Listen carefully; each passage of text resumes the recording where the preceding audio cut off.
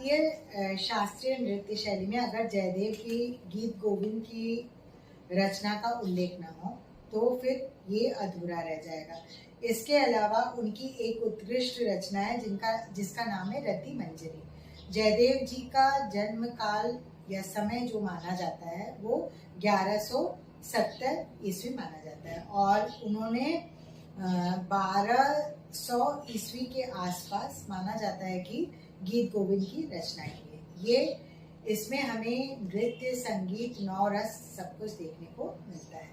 उनके काल में जो भी संगीतज्ञ हुए, कवि हुए, संत हुए, उनको बहुत सम्मानीय दृष्टि से देखा जाता था और उनके बारे में ये कहा जाता है कि अगर आपने गीत गोविंद को नहीं पढ़ा तो क्या पढ़ा, जिसमें काव्य है, छंद है, लय है, गीत है, संगीत है। और गीत गोविंद में एक जो अष्टपदी है जिसके बारे में कहा जाता है 8 कदम, अष्टपदी का मतलब है 8 कदम। इसमें हमें सब कुछ देखने को मिलेगा, इसमें सारी लीलाएं देखने को मिलेगी और प्रेम का बहुत उत्कृष्ट उदाहरण देखने को मिलेगा, श्रृंगार रस देखने को मिलेगा। जब भी अष्टपदी परफॉर्म किया जाता है, ये ग्रुप में भी होता है, सोलो भी होता है, इसमें कृष्ण, राधा और गोपिकाओं का वर्णन है। इसमें कृष्ण और राधा की रूपने मनाने का और गोपियों से राधा की बातचीत, ये सब का उल्लेख किया गया है। तो जिन्होंने भी अष्टपदी सीखी है उनको ये स्टोरी पूरा पता है कृष्ण के मतलब श्रृंगार का, कि वो कैसे वस्त्र पहनते थे, चंदन का लेप लगाते थे, ये सब कुछ हमें अष्टपदी में देखने को मिलती है।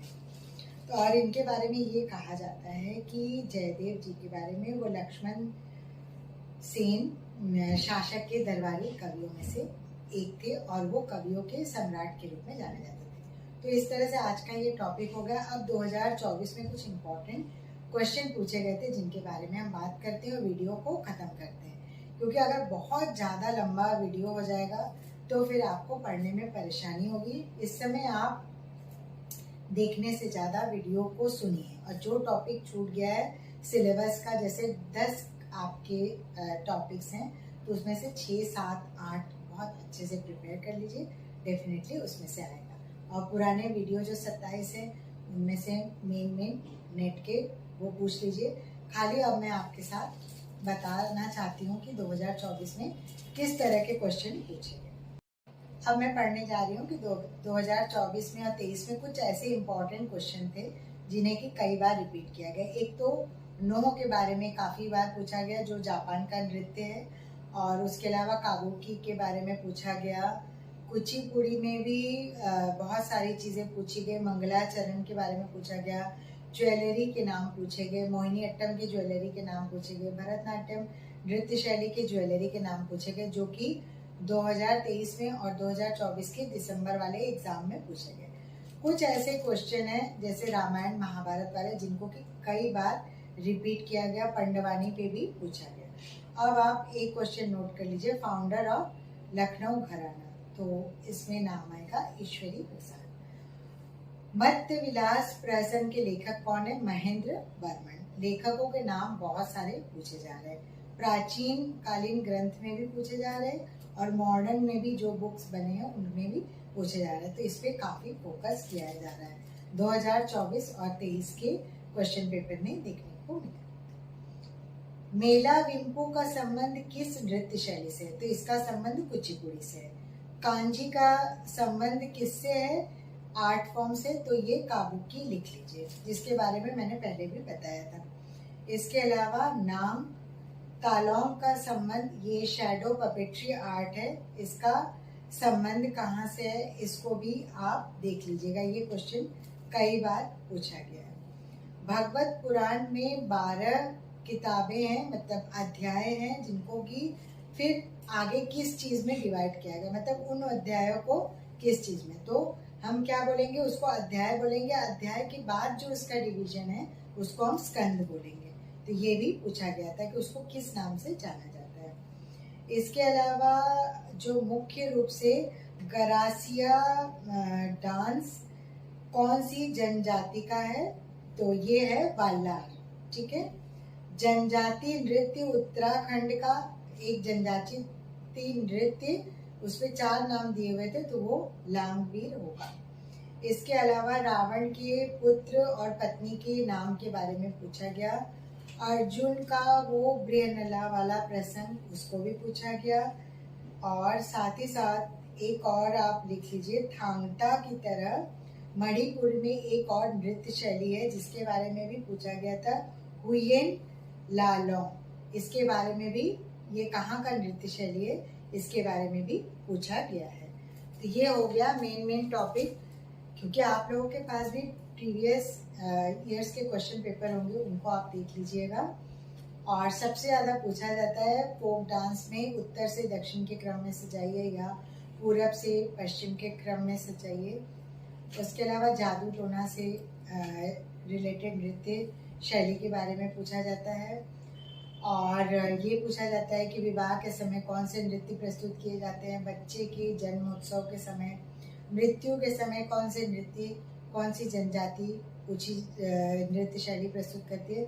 तो सबसे ज़्यादा मध्य प्रदेश में जनजातीय नृत्य देखने को मिलता है। इसके अलावा कर्मा डांस है, पंथी है, डोलू कुनीता, सुग्गी कुनीता, इनके बारे में पूछा जाता है। रौफ के बारे में पूछा जाता है। पंजाब का भांगड़ा गिद्धा के अलावा किक्कली डांस के बारे में बहुत पूछा जाता है।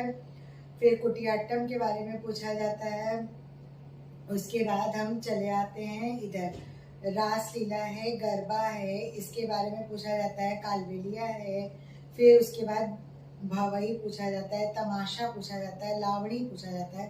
तो इसके छोटे छोटे सेक्शंस करके क्वेश्चन पूछे जाते हैं। तो इन सबको खास ध्यान में रख के, जैसा कि आप लोगों ने डिमांड किया था कि भक्तिकालीन से रिलेटेड आप जानकारी दीजिए, तो ये भक्तिकालीन कवियों के नाम का विस्तृत विवरण है। अगर आपको ये वीडियो पसंद आया है तो लाइक, कमेंट, शेयर और सब्सक्राइब करिए। कुछ टॉपिक, कोई पॉइंट, कोई क्वेश्चन ऐसा है जिसका कि क्वेश्चन का आंसर अगर आपको नहीं मिल रहा है, तो जैसे ही आपको ये वीडियो मिले तुरंत आप कमेंट सेक्शन में उस क्वेश्चन को पूछिए, मैं उसका आंसर तुरंत देने की कोशिश करूँगी। क्योंकि ये ज़रूरी नहीं है कि जो 2023 और 24 में पूछा गया है वही आपको 2025 के जून के एग्जाम में पूछा जाएगा। सिलेबस वही रहेगा, क्वेश्चन पूछने का पैटर्न चेंज हो जाता है। नाट्य शास्त्र छोड़िएगा नहीं, उदय शंकर का टॉपिक उनको छोड़िएगा नहीं, इसे ज़रूर पढ़ना है। भगवत मीला नाटकम, उसे पढ़ना है। शांति कुतु, विनोद कुतु, जिसके बारे में मैंने पहले भी बताया। Western ballet, modern dance, Louis Fourteen, Anna Pavlova, Isadora Duncan, इनको बिल्कुल भी मत छोड़िएगा। इसके अलावा बैले, वेस्टर्न बैले में origin, history and development, chronological order, गुरुओं के नाम, क्रोनोलॉजिकल ऑर्डर, और जो मॉडर्न गुरु उनका कंट्रीब्यूशन चलता जा रहा है उसके बारे में भी आप डिटेल में पूछिएगा।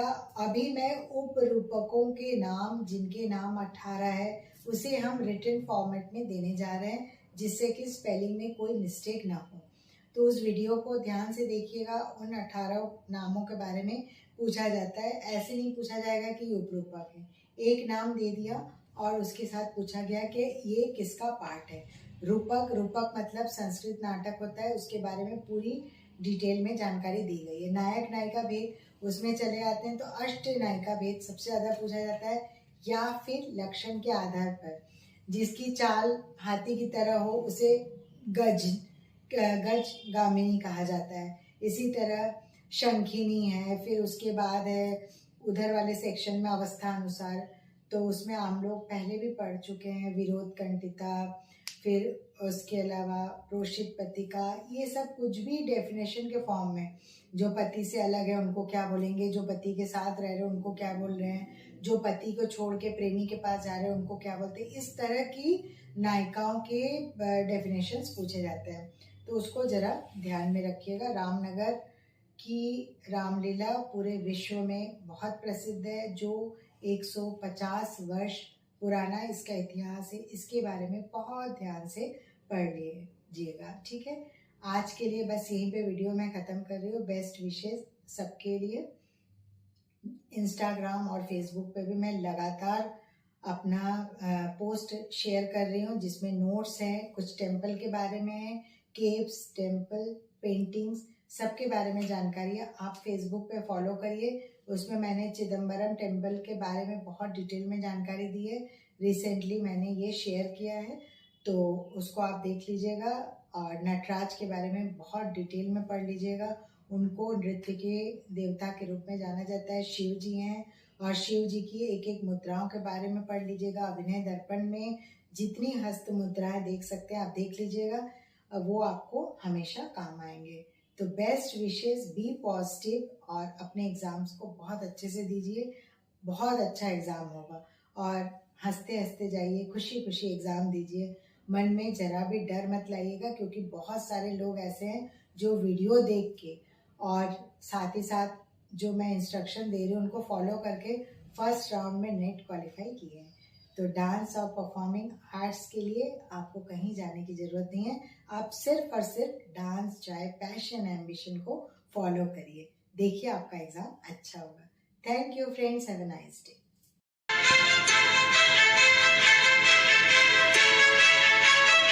18 उपरूपकों के नाम नोट कर लीजिए। नाटिका, त्रोटक, गोष्ठी, सट्टक, नाट्यरासक, प्रस्थानक, उल्लास्य, काव्य, प्रेंखण, रासक, संलापक, श्री गदित, शिल्पक, विलासिका, दुर्मल्लिका, हल्लिश, प्रकर्णिका, भाणिका। उपरूपकों के बारे में हर साल नेट में क्वेश्चन पूछे जाते हैं, तो इनको बहुत अच्छे से प्रिपेयर कर लीजिए।